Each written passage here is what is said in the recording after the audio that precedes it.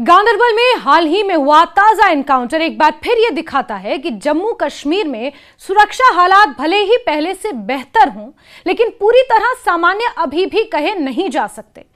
मंगलवार रात से शुरू हुआ यह ऑपरेशन बुधवार सुबह एक अहम मोड़ पर तब पहुंचा जब सुरक्षा बलों ने एक आतंकी को मार गिराने में बड़ी सफलता हासिल की। हालांकि अधिकारियों के अनुसार अभी भी इलाके में एक और आतंकी के छिपे होने की आशंका है, जिसके चलते सर्च ऑपरेशन जारी है और सुरक्षा बल पूरी सतर्कता के साथ इलाके को खंगाल रहे हैं।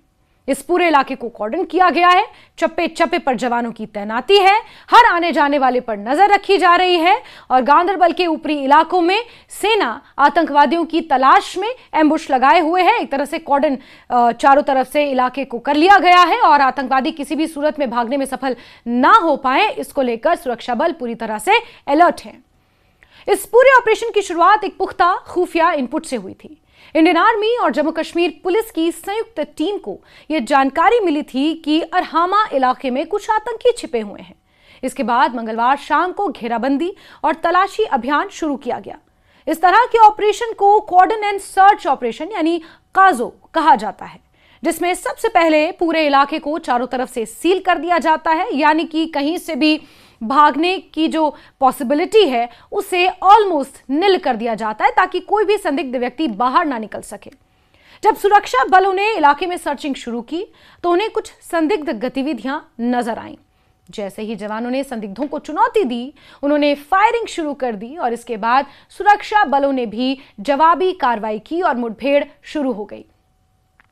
रात के समय अंधेरा ज्यादा होने के कारण ऑपरेशन को कुछ समय के लिए रोक दिया गया, क्योंकि ऐसे हालात में आगे बढ़ना जोखिम भरा हो सकता है और इससे नागरिकों या जवानों को नुकसान पहुंचाने का खतरा रहता है। लेकिन सुबह होते ही ऑपरेशन फिर से शुरू किया गया और इसी दौरान एक आतंकी को मार गिराया गया। इस तरह के ऑपरेशन में सबसे बड़ी प्राथमिकता होती है कि आम नागरिकों को किसी तरह का नुकसान ना हो, यानी कि मिनिमम डैमेज होना चाहिए जो वहां के मकामी लोग हैं।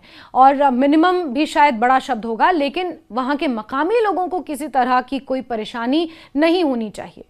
गांदरबल जैसे इलाके जो श्रीनगर के करीब हैं, वहां आबादी घनी होती है। ऐसे में सुरक्षा बल बेहद सावधानी के साथ आगे बढ़ते हैं।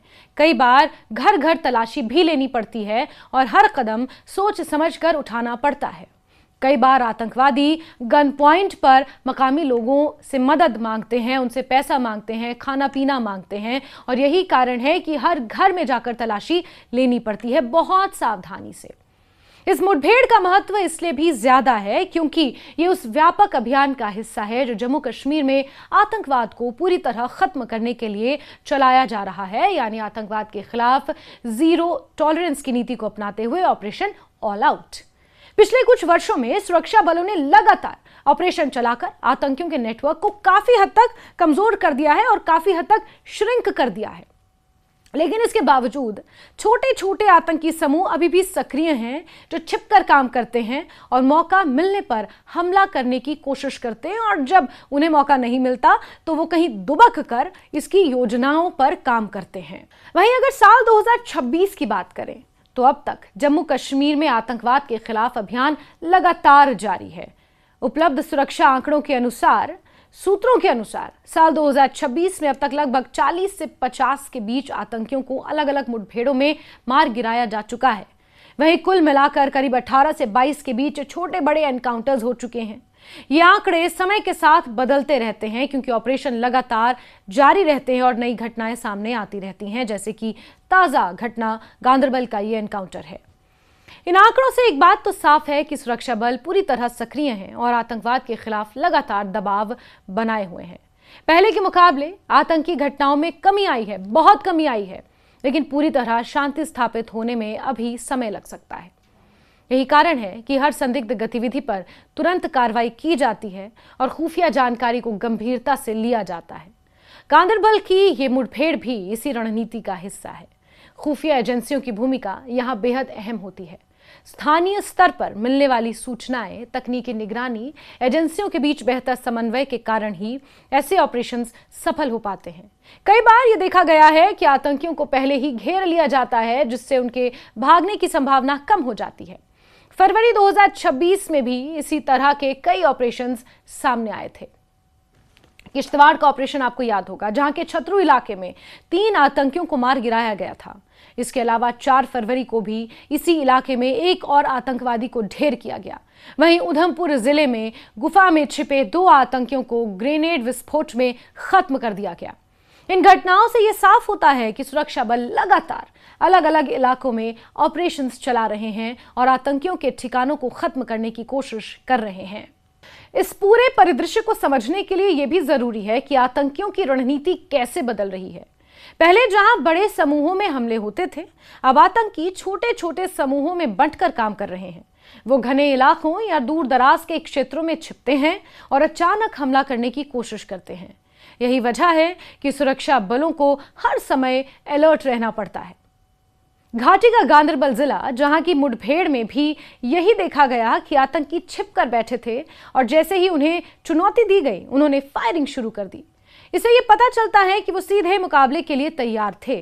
जैसे कि मैंने पहले कहा कि जब उन्हें मौका मिलता है तो हमला करते हैं और जब मौका नहीं मिलता तो छुपकर कहीं बैठकर उसकी योजना बनाते हैं, ताकि अगर उन्हें धर दबोचने की कोशिश की जाए तो तुरंत वो तैयार रहें। हालांकि सुरक्षा बलों की त्वरित प्रतिक्रिया और बेहतर रणनीति के कारण उन्हें काबू में किया जा सकता है हर बार। इस तरह के ऑपरेशनों में स्थानीय लोगों की भूमिका बहुत अहम होती है। कई बार स्थानीय नागरिकों से मिली जानकारी ही सुरक्षा बलों को सही दिशा में ले जाती है। हालांकि डर और दबाव के कारण हर कोई खुलकर सामने नहीं आता, लेकिन धीरे धीरे इसमें सुधार हो रहा है और लोग भी सुरक्षा बलों का सहयोग कर रहे हैं। इस घटना का एक और महत्वपूर्ण पहलू है कि यह दिखाता है कि सुरक्षा एजेंसियां अब ज्यादा प्रोएक्टिव हो गई हैं।